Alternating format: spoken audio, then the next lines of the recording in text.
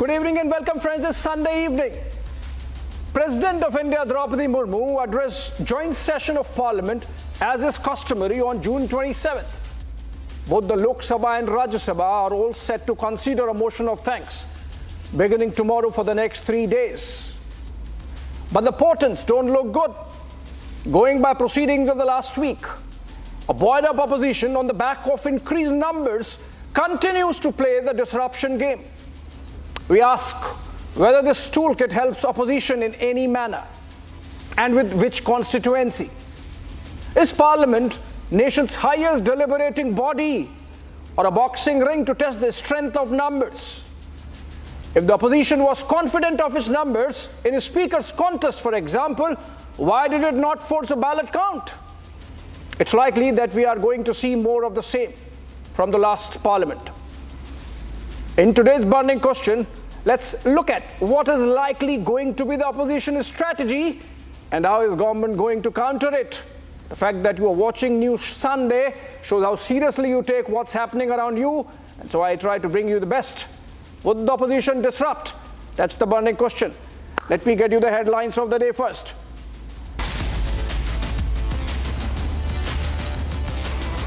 Stormy session expected in Parliament tomorrow as Indian leaders are set to stage a protest over the NEET scam and CBI's arrest of Delhi Chief Minister Arvind Kejriwal.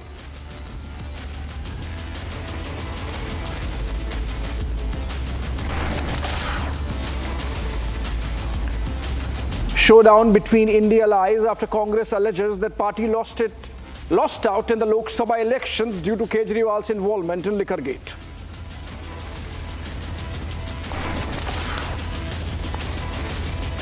कि दोषियों को गिरफ्तार किया जाए और दोषियों के खिलाफ सख्त कार्रवाई किया जाए. More cracks within the India exposed. Congress's Adhir Ranjan Chaudhary takes on Mamata government, questions the state of law and order in Bengal in the aftermath of poll violence.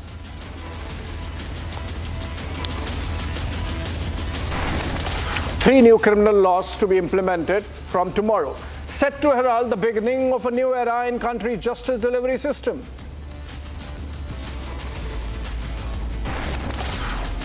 And finally, T20 World Cup trump follows. King Kohli, hitman Rohit Sharma and now Ravindra Jadeja announced retirement.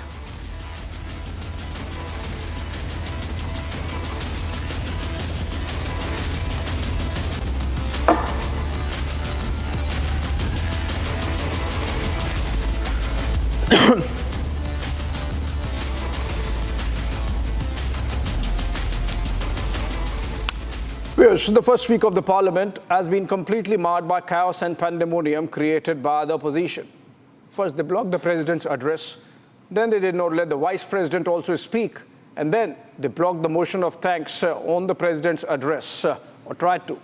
Why behave in an undignified manner is the question. Why not accord the respect the President deserves? But the biggest burning question is, would there be a motion of thanks or thanklessness in Parliament this week?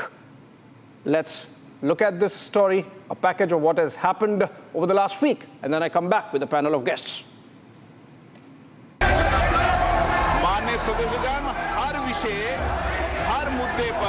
The opposition's strategy hasn't really changed. They are back to that disrupt the parliament toolkit. First, they disrupted the president's address.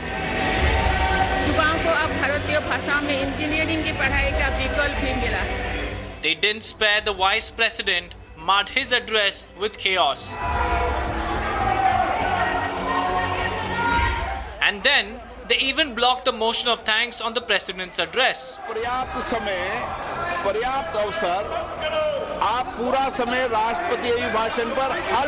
Shouldn't the president's address be given the dignity it deserves? The President's address, a customary speech delivered at the beginning of each parliamentary session, outlines the government's policies and priorities for the upcoming term. Traditionally, the motion of thanks follows this address where members of both houses express gratitude and provide a feedback on the President's speech. However, this year, opposition parties have raised objections arguing that the President's address does not adequately address critical issues. This move has led to a deadlock in the parliament with heated discussions and accusations exchanged between ruling party members and opposition leaders. As tensions escalate within the parliament, both sides are expected to continue negotiations to reach a consensus. Meanwhile, the fate of the motion of thanks remains uncertain, pending further deliberations and possible compromises.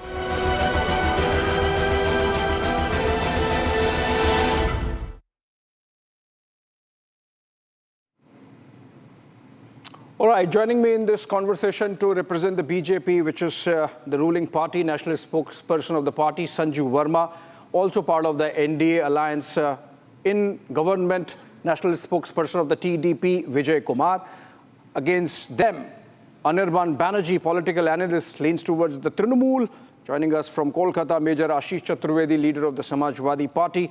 Pulla Rao, political analyst, leans towards the DMK. Chandan Gowda, political analyst, leans towards the Congress Party, brings in academic rigor. So if I could begin with you, Chandan Gowda. President's address is part of the Constitution, about which the Congress Party is so gung-ho. Every day, every minute, every hour, we see the Congress leaders led by Rahul Gandhi carrying a copy of the Constitution. And yet we are seeing disruptions. For a very constitutional provision of motion of thanks, Chandan Gowda, how should it be allowed? Why should it be allowed?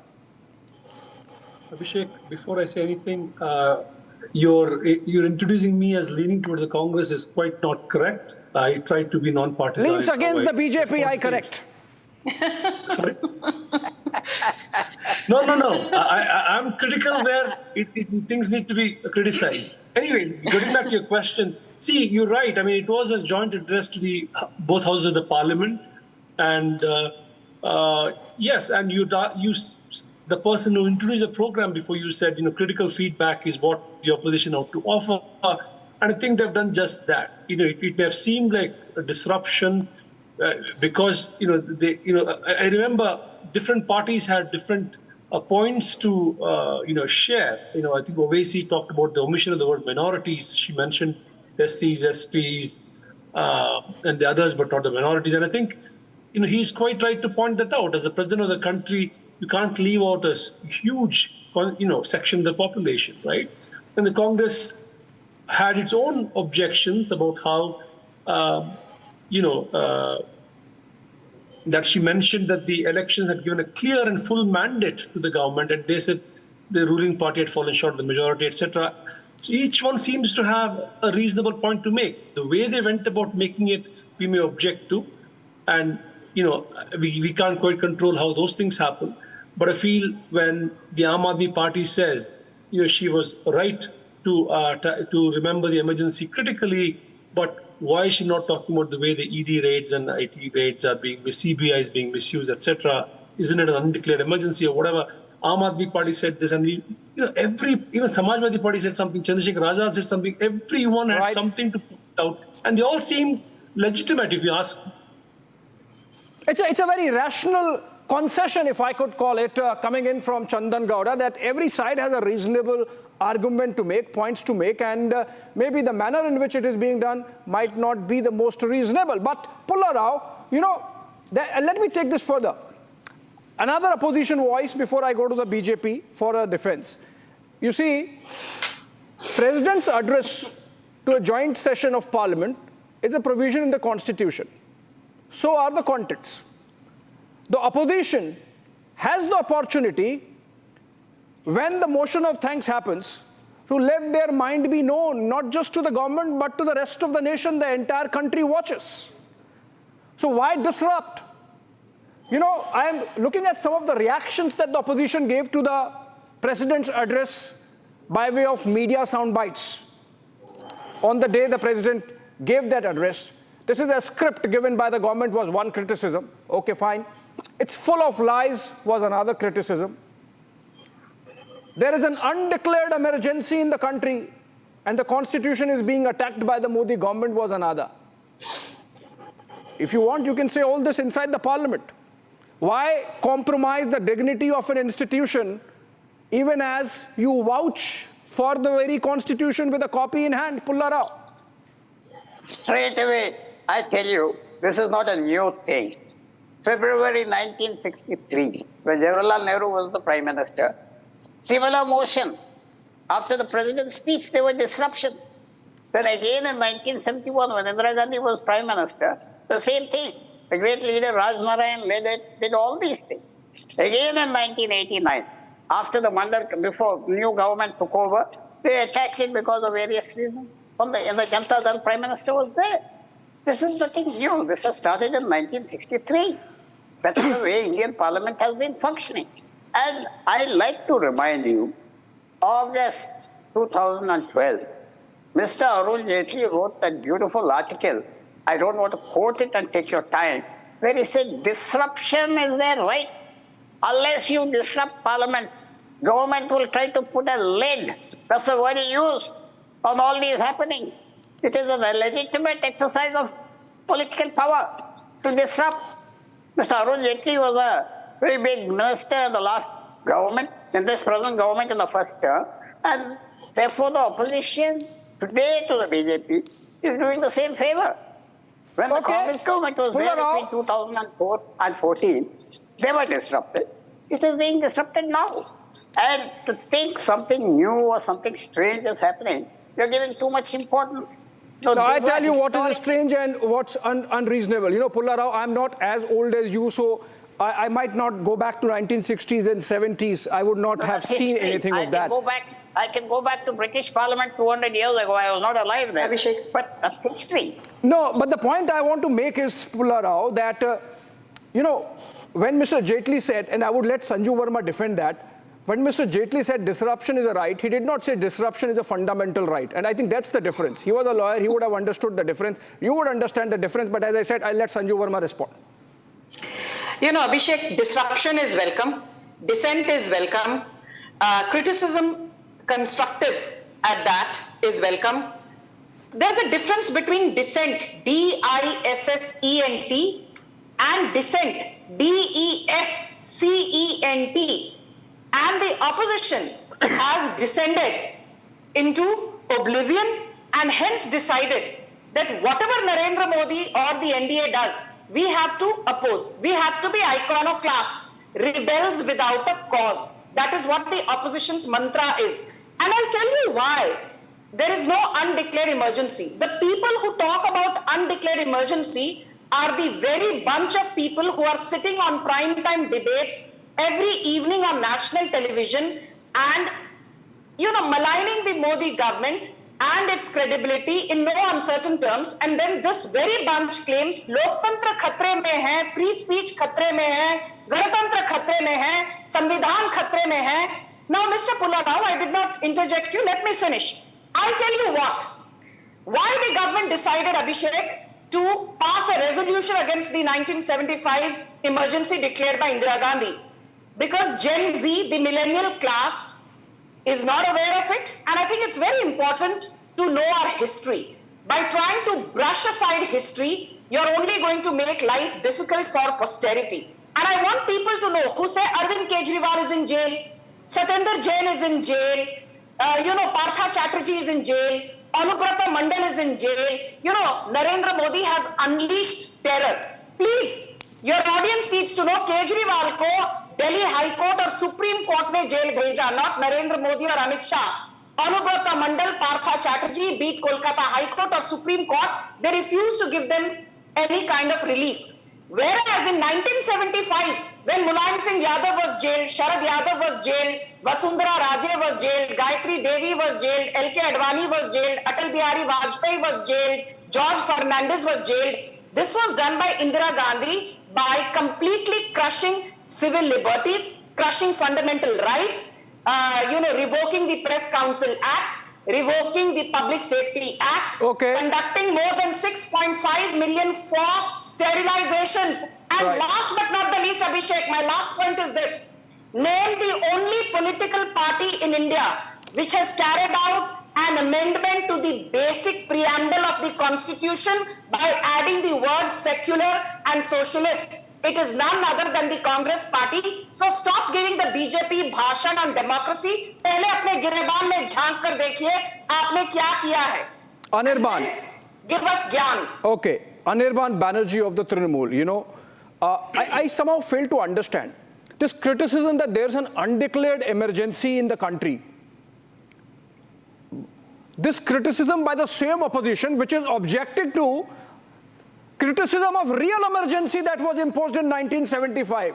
The opposition goes with a delegation to the speaker saying, no, you should not be criticizing emergency, while they reserve their right to criticize undeclared emergency.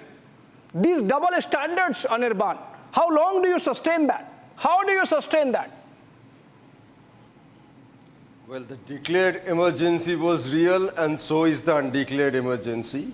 The objection from the side of the opposition was that you are simply pulling in an incident that happened 50 years back to merely turn the attention of the masses, attention of the people, the focus towards an incident that happened 50 years back, but not on the incidents taking place right now.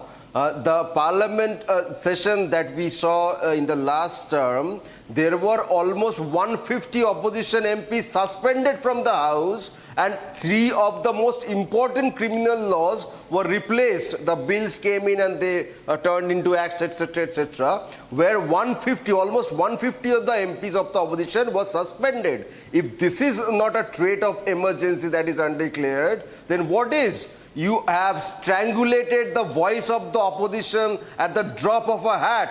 The honorable speaker, we have seen him, he is referring to a opposition MP, chal bad bat. Is this the way a speaker should speak in the parliament? The way he has conducted the House in the last session itself was nothing short of dictatorial. The mics of the opposition leaders, the opposition MPs have been turned off. The cameras have been turned off. They have been suspended at the whims and fancies of the government side. And almost any contentious bill were not discussed. No voting took place. Whenever the opposition tabled their objection, either they were suspended or they were prevented from speaking their point. So therefore, the point of criticizing undeclared emergency is completely valid, and this government is merely trying to shift the focus towards 1975 Abhishek, to hide up, to cover up all the misdeeds that they have been doing from the last 10 years. Okay, May I please a lightening of charges. So obviously, Sanju Verma, you get to respond, but quickly, because I have to get in others also. Quickly. Thank you. You know, I'm glad we are having a sensible debate where none of us are speaking against each other. Anirban and me have had some very feisty debates. I heard him very patiently. Now I want him to do the same. You know, let me be very clear. If there is one government which the Supreme Court has castigated in no uncertain terms, I'm reading out from the Supreme Court 2-judge bench, which in June 2023, at the height of Panchayat poll violence in West Bengal, said to Mamata Banerjee, the license to hold elections is not a license to engage in violence. If you are not able to control violence, if you are not able to maintain law and order, let us know. We will find an alternative mechanism to ensure free and fair elections. And when the Supreme Court used the word you, it meant Mamata Banerjee, who by virtue of being the Chief Minister of West Bengal, who by virtue of being the de facto Home Minister of West Bengal, has completely refused to maintain law and order. Rather, she has abetted and encouraged mala fide elements.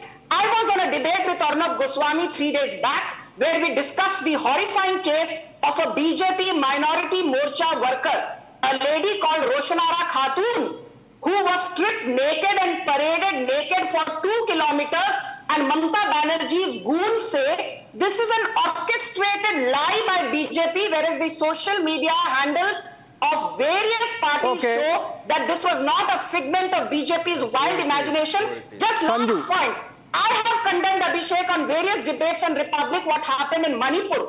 Why is it that Rahul Gandhi, Priyanka Vadra, Mahua Moitra, Sushmita Dev, they don't have the decency to condemn what happened to a BJP minority Morcha worker who was paraded naked in full public glare? Thodi sharam bachi hai ya nahi? Thodi sharam bachi hai ya nahi? Sanju, you rightly recalled that we have discussed discussed the Cooch Behar episode twice, in fact. But since you have made a charge, I would get quickly for Anirban to respond because he wanted to. And then I have to come back to the conversation we are having, which is about the disruption of the parliament. Anirban, quickly remember, there is another episode that has happened today in North Dinajpur. And the charges being made against you are by your allies, Adhir Ranjan Chaudhary and Mohammad Salim, not by the BJP.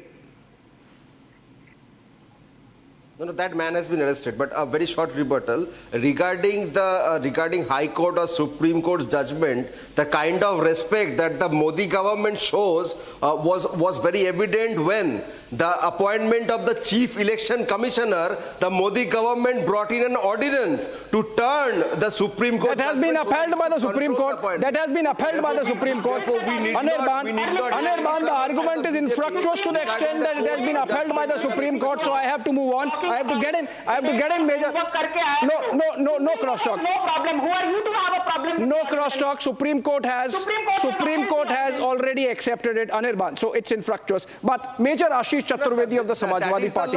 But the government did turn. The government did turn against the particular judgment by bringing in ordinance. But the Supreme Court has accepted it, Anirban. So we have to move on. The Supreme Court has moved on. We have to move on. Because that is the law. The Supreme Court, unless the basic doctrine, basic structure of the Constitution is altered, will not put in their nose. Very obviously, so please make the Chief Election Commissioner appointment a part of the basic structure doctrine, and then we can discuss that. But as of now, we are discussing disruption in Parliament, and one of the Samajwadi Party leaders called the President's address full of lies. Mr. Chaturvedi, you know, the fact of the matter is that the President's address is both part of the customs of the Parliament as also part of the Constitution. To be calling it full of lies smacks of the kind of arrogance which makes you wonder whether the Samajwadi Party leaders actually respect the processes, procedures, customs, etiquettes of Parliament. Abhishek, before I actually respond to that, in the recently held elections, the Samajwadi Party has gained a very big mandate from the people of Uttar Pradesh. And our primary responsibility is towards the electorate, that is the voters and the people of India, and mostly the people of Uttar Pradesh, wherein we have the largest majority. The president usually reads out whatever is sent by the government. And it is the responsibility of the opposition to, monitor what is being said is in favor of the people or it is just in the favor of the government which is there. So when the respected member of the parliament has called it, may have used a little harsh words, but it implies that yes, it is not conveying what it should be conveying. Because who are we there for? No, I'll tell you. We all are aware that she's speaking to the both houses of the parliament. She's addressing them, but we have to state our stand. And when the government is not doing its job as a responsible opposition, we have the right to raise our voice for the people of India. 100%. 100%. I am in full agreement with you. But also to tell you the provision, this is from a Rajya Sabha document which is on their website, rajyasabha.nic.in. And so far as the contents of the President's address to the joint session of Parliament is concerned, it says, the President's address is the statement of policy of the government and as such is drafted by the government, which is responsible for its contents. So obviously, President has to read what has been provided to them. It's a parliamentary provision. It's a constitutional mandate. You can't be calling it a bunch of lies. Or maybe you want to do that, you can do that when the motion of thanks happens and say, President, maybe you were reading from what the government provided, but we don't agree with it. But at least let the House be in order, which is not being allowed. Mr. Chaturvedi. So, as the opposition, yes, of course, we have to raise whatever we feel is unjust. We will raise those issues. We've seen in past how the BJP government had prohibited the use of certain words in the parliament. Now, this is the first time which we heard that why certain words were prohibited, because you were trying to curb the opposition from raising the issues of the people because you wanted your image to be portrayed in a certain way. You were not ready to accept the truth. And that is why we've seen such results in Uttar Pradesh. We were trying to raise the issue of leakage of papers time and again and again and again. From there, it has now gone on to the leakage of roof of Ram Mandir also, because leakage everywhere. Okay, Then but you see, no, I'll come to you. I'll come to you, Sir Sanjeev Verma. But let me square it up with Mr. Chaturvedi. Mr. Chaturvedi, you see, the fact of the matter is, the president herself. No, the fact of the matter is that the president herself mentioned the paper leak issue, which means it's really part of the focus of the government. And the government is absolutely open to the idea of discussing it, and that's why it has been mentioned in the president's address, so that when the motion of thanks happens, it is one of the topics available for the government or for the opposition to express their views on it. So it's not that the government is chickening out of it. They have mentioned it. They are open to it. But you are not letting the house be in order. You are saying, no, discuss this first. In a way, as you mentioned, Samajwadi Party has become the single largest party insofar as the Uttar Pradesh Lok Sabha seats are concerned. So you sort of see in this mandate some kind of a blank check to continue with this disruption. This is essentially the opposition reading in the mandate some kind of instruction from the people that, okay, fine, whatever you do is right. There are no checks left, right? No, it is not that. No, it is just not that.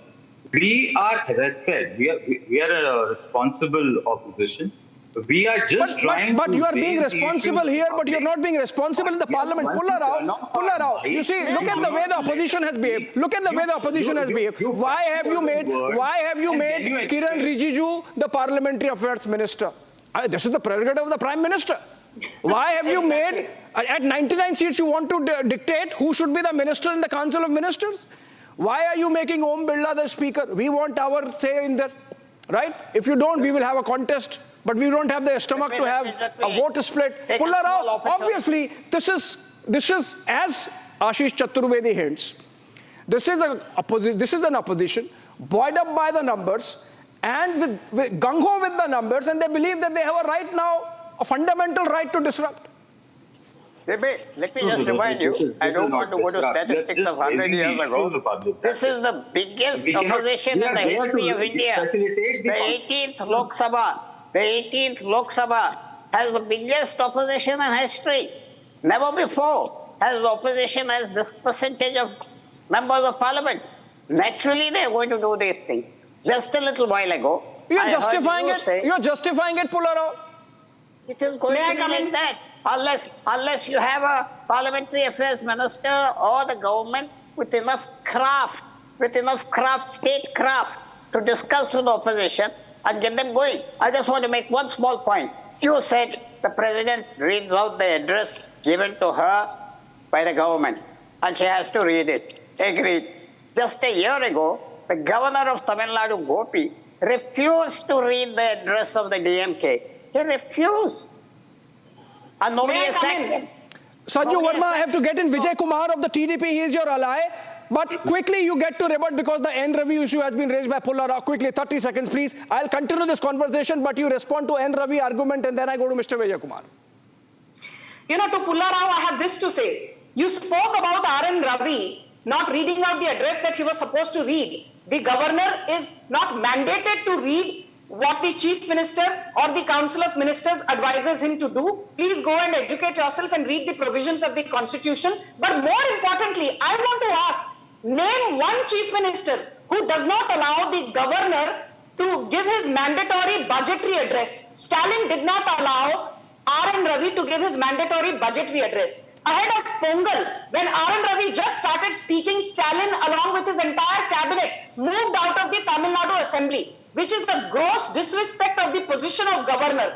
And let me tell you, this is the same N.K. Stalin who does not want a discussion on the floor of the House when more than 63 people have died in the horrifying, illicit, huge tragedy in Tamil Nadu. Tamil Nadu is reeling under a debt crisis of more than 11 lakh crore, and Stalin says, Sab changa si. Do you expect the the governor to toe the line of Stalin when Stalin does not understand the very meaning of the word democracy? I'm sure he cannot even spell constitution correctly. So please do not give a one-sided view to the audience. Don't be myopic. Sanju, you see, I think the provision insofar as governor making that address to a special session of the legislature is similar to the one that president has vis-a-vis the parliament. But Mr. Vijay Kumar, my question is that the argument of the government also sort of not handling the situation properly with the kind of mass suspensions we saw in the last parliament. The number was really did not look good on the part of the government, Mr. Vijay Kumar. The last mass suspension was about 50-60. Now, we can get into an argument that 50-60 looks equally bad, like 146. But it's possible that the government mishandled the situation and gave the opposition the kind of leverage that they have now in terms of making an issue out of disruption, no disruption, calling the shots on that issue. Thank you, Abhishek. It's not the question of numbers, but the problem with Congress is they feel that nobody in the country should talk about their dark past. And in our panel, the people from Samajwadi Party and DMK supporting that not to talk about the so-called emergency is really surprising because it was their leaders. It was Karunanidhi or Mulayam Singh Yadav who were really facing the brunt in 1975 until 1977. Why shouldn't anybody talk about it? It is something like the Germany should not talk about Nazi atrocities. Emergencies was nothing less than Nazi atrocities. The press censorship, the atrocities, the clamping on the opposition leaders. On the June 25th, early morning of 1975, all the opposition leaders were clamped and arrested. Nothing of that, of the sort has happened now. So they can have any other, see, they don't have, in Madhya Pradesh and all, the Indie group were saying that if BJP comes to power, they will change the constitution. Obviously, they thought that Modi will be soft. Why? Because this time he hasn't got the absolute majority. But Modi again was hard not to track. He does not take it, he was not, ready to take it lying down. So obviously he was attacking them. And Congress, if they say that nobody should talk about emergency, it's atrocious. Obviously, this country has faced for 3 years and everybody will talk, and it's the 50th year. And they were talking about constitution in their,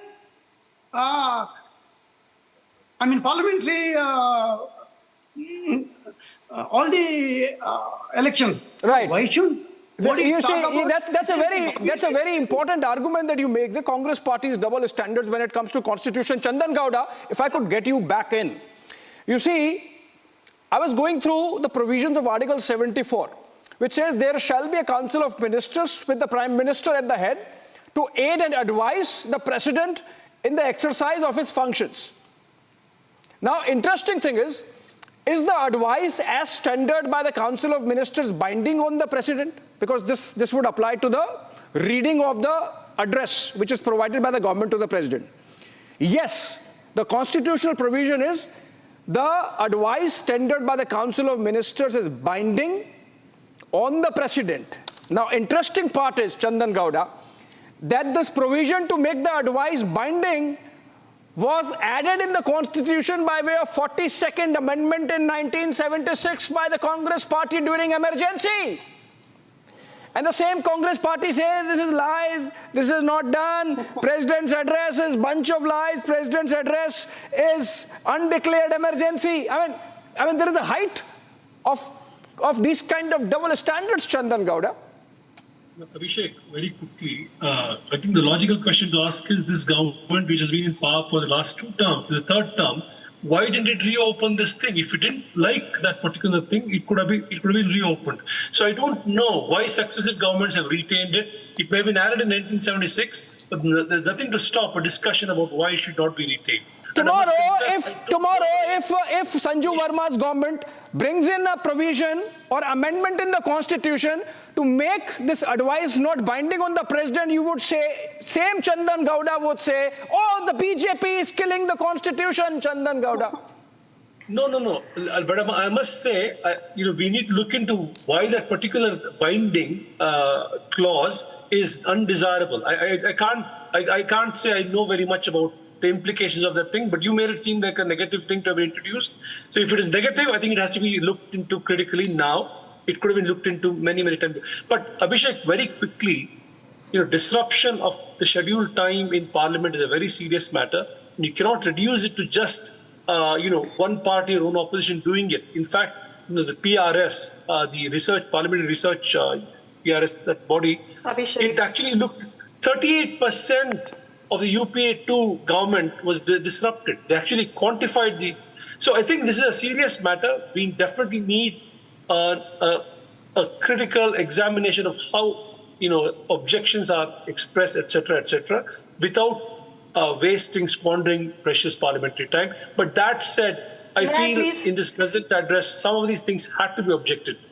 I mean, you can't say the government has a clear mandate when it didn't have one, right? Who according to you, Chandan, I'll come to you, Sanjay Verma, who according to you, Chandan Gowda, should be picking up the tabs on critical examination as you suggest?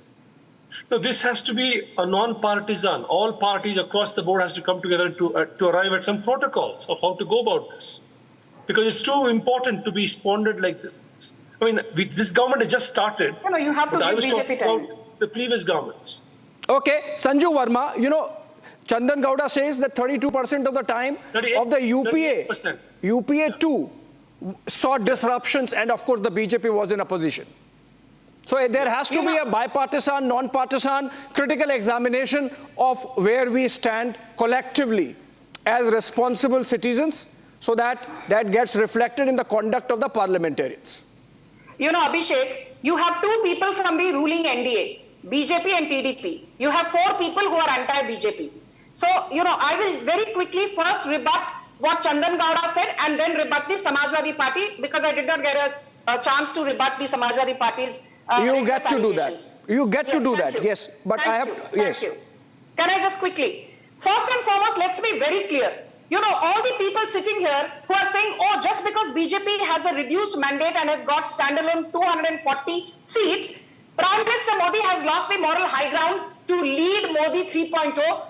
Learn to digest the truth. For the first time in 62 years since 1962, the same incumbent has come back to power, and the man in question is Narendra Modi. Rahul Gandhi, despite all the bombast, is still sitting in the opposition. Point number two, you said BJP is running a coalition government, so they've lost the moral high ground. Arey bhai sahab, 2004, the Congress got 145 seats, but ran. I did not mean you. When I say bhai sahab, I mean the audience at large. Don't heckle me, I did not heckle you. In 2004, the Congress had 145 seats, but ran a coalition government. Everybody said, well and good. In 2009, the Congress won only 206 seats, again ran a coalition government. The same lot that is crying today said, wow, well and good. The last time Congress won more than 240 seats was in 1984. The last time Congress got more than 230 seats was in 1992. So for anybody, first and foremost, to sit here and wax eloquent about Narendra Modi losing the moral high ground to lead Modi 3.0, that is a whole lot of balderdash. We have a reduced mandate, but the opposition has not got the mandate despite a so-called anti-incumbency of 10 years. I think the fact that Narendra Modi has come back to power for the third time running, despite a perceived anti-incumbency, is an achievement in itself. The second and most important point, very quickly, people sit here and say, R.N. Ravi behaved so-and-so. Between Article 153 and Article 167, the powers of the governor in India are very well elucidated and elaborated upon. I remember Tamilisai being humiliated on the floor of the House. Same Rahul Gandhi and his cabal consumed Fevicol. I remember in Asansol when there were riots, K.M. Tripathi was the governor of West Bengal. Mamata Banerjee did not even allow K.M. Tripathi to visit Asansol. The same lot which is today crying about democracy in danger, they consumed Fevicol. Again, now C.V. Ananda Bose, he is being treated in a manner that I would not even treat somebody who's my domestic staff. But the entire cabal has consumed Fevicol. When Jagdeep Dhankar, who's now the Vice President of India, was the governor of West Bengal, he was not allowed to visit Murshidabad when bombings took place. And the same Mamata Banerjee, Rahul Gandhi, Priyanka, Akhilesh Yadav have consumed Fevicol. Because that time they did not say anything. My last point to the Samajwadi Party. I want to tell the Samajwadi Party one thing because he made many allegations. There is a talk of propriety. There is a talk of, Arun Jaitley ji bahut achhe the, par ab dekhiye, when Arun Jaitley was alive, when Sushma Swaraj was alive, you did not give Arun Jaitley a modicum of respect. You did not give Sushma Swaraj a modicum of respect. Today, unfortunately, when they are no longer with us, you suddenly decide to remember them and quote them as per your convenience. I want to say what Arun Jaitley said about Rahul Gandhi. He said in one of his very famous blogs, Rahul Gandhi is a compulsive contrarian. And another thing that Arun Jaitley said about the opposition is, the opposition is great at doing one thing, manufacturing anger and manufacturing dissent on issues that should not even be a topic of discussion. For instance, Abhishek, in 20 seconds, in TMC's West Bengal, both the speaker and deputy speaker is from TMC, Tamil Nadu speaker and deputy speaker from DMK, in Karnataka, speaker and deputy speaker from the Congress, in Telangana, speaker position is with Congress, deputy speaker is vacant. Okay, valid point. Speaker is from Congress, deputy speaker is vacant. आप करो तो चंगा, BJP करे तो आपके पेट में दर्द होता है. Valid point, Sanju Verma. Valid point. Anirban first, Pulla Rao next, and then Mr. Chaturvedi. Anirban first. You see, the manner in which the Mamata government is engaging with the governor in some ways raises questions. For example, there were reports some days back that there was a posse of policemen outside the Raj Bhavan and did not let the delegation led by a leader of opposition go inside and meet the governor. I mean, what's really happening? This is clearly a case of, compromising with public conduct among constitutional dignitaries. Anirban, I mean, where do we draw a line? Okay, first of all, regarding C.V. Anand Bose, the Honorable Governor, he has been alleged of a sexual harassment allegation by a worker of the Raj Bhavan. No Trinamool worker, no other party worker, no one. A woman working in his own office has alleged him of sexual assault. And the governor, misusing his power, has stopped the police from investigating the case. That is number one. Why are you getting so hassled? Why are you getting so hassled? Are you the spokesperson of the governor? Are you the spokesperson of the governor? No, Sanju, are you the spokesperson of the governor? See, this is why we say that the governor of West Bengal is basically a Sanju leader. The BJP jumps in his defense every time whenever his name is mentioned. Why? Is C.V. Anand Bose a leader of the BJP? Is C.V. Anand Bose a leader of the BJP? Sanju. There has been a serious allegation of sexual assault investigated. Okay, Anirban, order. Anirban, order. I asked you a question, Anirban. Don't make stupid allegations at the governor. Nobody disrupted when Sanju. Anirban, governor is not there. Anirban, governor is a constitutional position. Anirban, governor is a constitutional position. Nobody is there to defend him. Don't make it one-sided. My question was the manner in which the entire political spectrum is conducting itself. It's a valid point Sanju Verma is making. Answer that. The speaker and the deputy speaker position in Bengal is with the Trinamool. And see the song and dance being made when it comes to parliament at the national level. Answer that question. The state assembly and the parliament are two completely different entities. In the state assembly, show me a state where they have offered the fundamentals are same, the principles are same, the constitution is same. In the parliament, we have seen this happen. That is the custom. And secondly, my question to Sanju and also my friend from the TDP is that TDP in its election manifesto had proposed 4% Muslim quota reservation, if I am not very wrong. And the BJP... Why not make that an issue during the motion of thanks and embrace the TDP as also the BJP on the floor of the House? He was saying this is Modi 3.0. I'll tell you, this is not Modi 3.0. This is NDA, and that too with conflicting interests. That TDP, I am just giving you an example. This is let me correct both of you. This is Modi 3.0 and NDA 4.0. But you see, Anirban, okay. Modi 3.0 is the pleasant reality. Jisko bura lagta hai, bura lage. Okay, move on. Fact and you So need you to digest. do you support Muslim Rahul Gandhi reservation? is still in the opposition. Do you support Muslim reservation as a BJP? Arey, why not put that during the motion of thanks? Why not? Anirban, my question is, Anirban. Narendra Modi को हरा नहीं पाए, यही कड़वा सत्य है. No, I think you should first stop Sanju Verma.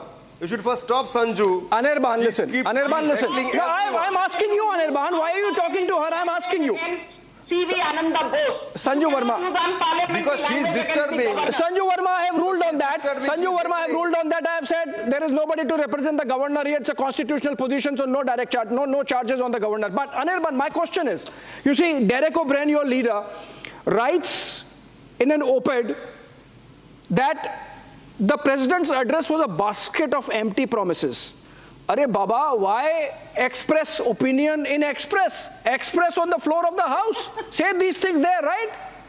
Because Abhishek, nobody is barred from expressing their opinion in any editorial, in any piece in newspaper or magazines, and also inside the parliament, whenever the opposition has tried to express their opinion, in your words, their mics have been turned off. The cameras have been turned around towards the speaker or the prime minister or the home minister. They are not allowed to speak whenever they are strongly criticizing the government. They are not allowed to speak. Therefore, you might feel that they are not speaking inside the parliament. But they are. They are speaking inside the parliament, just that the government does not want their voices to be heard. We have seen what happened to Mohammed. To see Sanju is again heckling. Okay, Sanju, why are you doing this? Why are you doing this? You yourself requested others. Sanju, I'll come to you. Sanju, I'll come to you. Pulla Rao, Sanju, I'll come to you. No, Sanju, I'll come to you. Back in the parliament. Sanju, I will come to you. Stop her. Sanju, I will come to you. To stop her, they could not stop her. I am stopping her, but Anirban, you also have to stop because I have to take this forward. Sanju, pull back. Anirban, pull back. My question is to Pulla Rao. Pulla Rao, Sanju raised a valid argument. As in the case of Bengal, so in the case of Tamil Nadu, right? The speaker and the deputy speaker are both with the ruling party. Then why not apply the same principle under the same constitution at the center? No, the very fact is, what about the geography of the country? That is one state. You have the entire country. Would it not be nice to have a deputy speaker from other parties? Would it not be more composite? But then what is good for the goose is good for the gander. It has to apply equitably at all levels in all governments. No, I think it makes parliamentary sense to find a deputy speaker who has got seniority, status, sobriety, and give it to him. There are so many such deputy speakers who have done a wonderful job. Let me remind you that there was a Professor P.J. Kurian who belonged to the Congress when Modi reign started 2014. They had no trouble with him. They wanted him to continue. People rise to the occasion. A deputy speaker will rise to the occasion. You can demand such a person from the opposition. There are many stalwarts there. You demand such a person. They have been earlier. And I think it's a good parliamentary craft. And one last sentence about that blessed governor of Tamil Nadu. March 21st, 2024, Supreme Court Chief Justice Chandrachud said, I'll give you 24 hours to change your orders, or you see what happens when he changes his orders. I won't talk about that governor again. What's wrong if he respected the topmost court of the country, Pulla Rao? Why should you be objecting to that? I beg your pardon, can you repeat it? No, I said if the governor of Tamil Nadu respected the topmost court of the country, why should you be objecting to that? No, when he gave him a second warning, on March 21st, I'll give you overnight to obey our orders. Sanju Verma, okay. So quickly, Sanju Verma, because there is a direct charge, quickly, Sanju Verma. Thank you. To Pulla Rao has a great memory. He remembers how the Supreme Court came down on Tamil Nadu Governor R.N. Ravi. Pulla Rao forgets Senthil Balaji, Senthil Kumar, T.R. Balu. They made one very humiliating statement pertaining to North Indians. And the Supreme Court castigated them, saying that you should be ashamed that you have not held the public position that you hold in the right order, by saying, अरे ये जो north के लोग हैं ना, ये जो उत्तर प्रदेश बिहार के लोग हैं ना, ये तो सिर्फ गोलगप्पे बनाने के लिए सही हैं. North Indians are only good at being hawkers and selling golgappas. The Supreme Court had to remind T.R. Balu, Supreme Court had to remind Senthil Balaji, Supreme Court had to remind Senthil Kumar, all veteran DMK leaders, that they were falling foul of the constitution by creating an artificial north-south divide. Punja, talk about that also. Sanju, that's sort of evens and Stevens, you know. But my question is that, and if I can get in Mr. Chaturvedi, you know, Major Chaturvedi, look at the manner in which the difference of opinion, if not outright divide, came out in the open between the Trinamool and the Congress on the issue of Speaker's election, if not the choice. Then look at the manner in which we have seen today, for example, Adhir Ranjan Chaudhary of the Congress and Mohammad Salim of the left criticizing the Bengal government. Or for that matter, in the last 24 hours, we have seen very strong positions being taken by Congress leaders in Delhi against the Aam Aadmi Party and the Chief Minister particularly. In fact, two leaders, Sandeep Dikshit and Udit Raj, have sought Arvind Kejriwal's resignation. So it's not all hunky-dory in the opposition in terms of seeing value in the proposition of remaining together. It's only when it comes to Parliament, when the nation is watching, Mr. Chaturvedi, that you see the kind of conduct which is embarrassing. I mean, I would say if I was a youngster watching these debates in Parliament, I would be disheartened.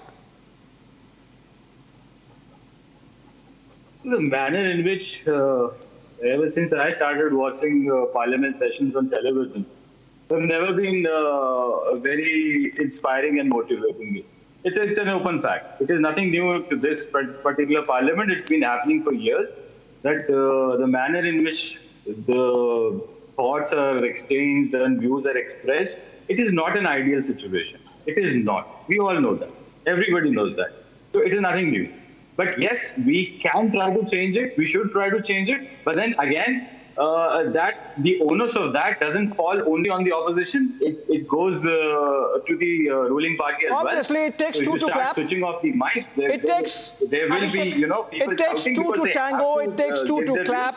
So once you stop those kind of practices, I'm sure a certain dignified manner can be, you know, established in the Parliament, which would be in the interest of the country. Vijay Kumar, I'm not as old as, I'll come to you, Sanju Verma.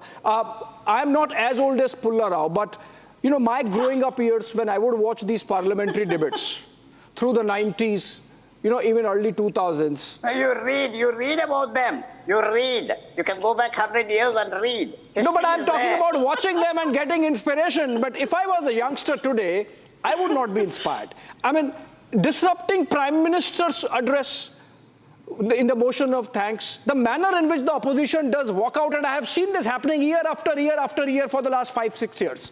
They don't allow the Prime Minister of the country who has the mandate to speak.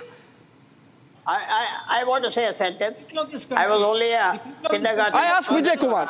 Vijay Kumar. Okay, sorry. The people of this country are just wondering what has happened in this last 20 days. Except NEET issue, nothing has happened. The Congress has canvassed against the Prime Minister and it has got defeated. It got just 99 seats, lowest. Okay? Then the Prime Minister, the early Prime Minister has formed the government. Except the NEET issue, nothing has happened. All the things are the same. And Kejriwal has been arrested even earlier also. And the people have accepted that and they have voted BJP or its allies and they have formed the government. Except NEET issue, nothing has happened. Then why this ruckus in Parliament? And about the emergency, we are... Chandan Gowda, you know, just flip the argument. The fact... It's just they're trying to say we are victims. They are nothing. It's just they are trying to say that sort of, victim rule. Yeah, victim. But you see, they need not have this sense of victimhood. Chandan Gowda, just flip the argument. Look at this. The opposition is buoyed by the fact that they have more numbers. For God's sake, that gives you more time in the debate to speak.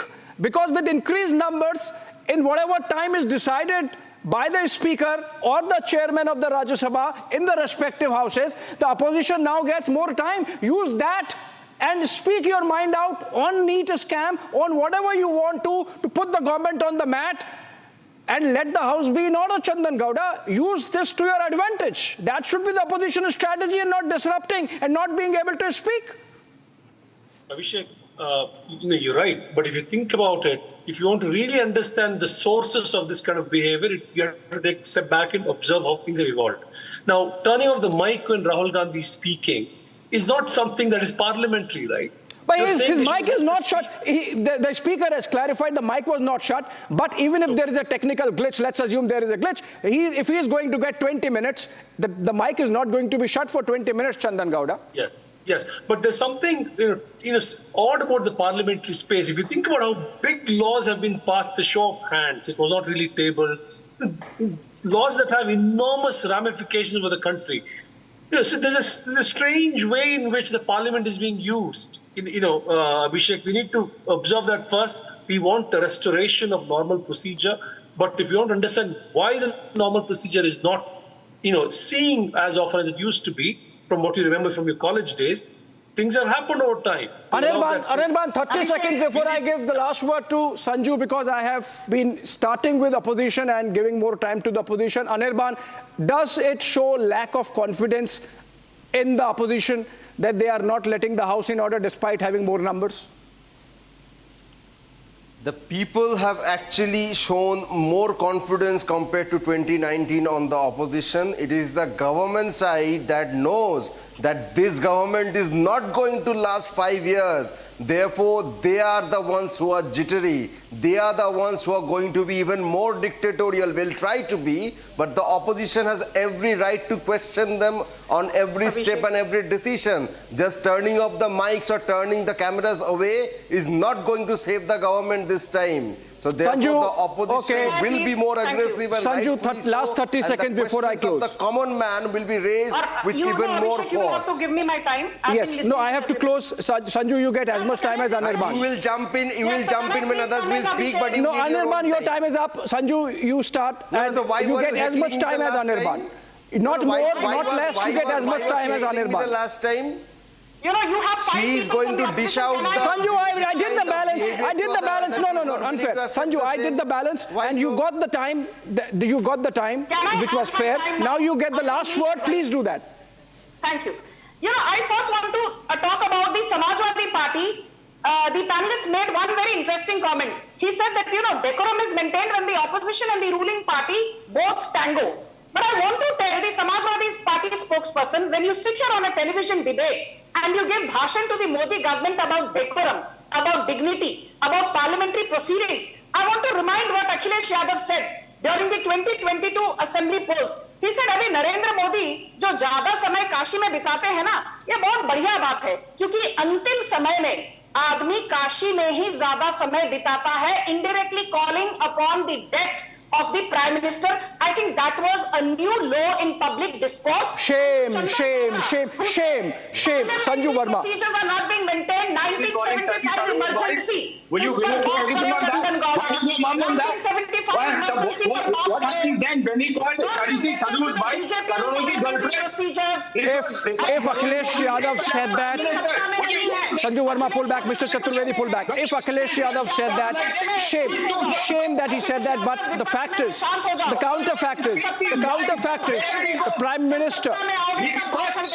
Okay, Sanju Verma, the counterfact is that the Prime Minister hardly spent any time in Varanasi for his campaign. He was there for a day to file for his nomination, and then he was there for a day of campaign. That was the end of it. So I think Akhilesh Yadav is factually wrong also. But we would be more than happy, friends, to be proved wrong if tomorrow, when the Parliament meets and the Lok Sabha and the Rajya Sabha pick up the motion of thanks, and everyone cutting across the political divide comes and participates in the debate with decorum, the nation would be watching, and of course we would be closely watching. Thank you so much, everyone, for joining us, and of course everyone on the panel for sparing time on a Sunday and coming in.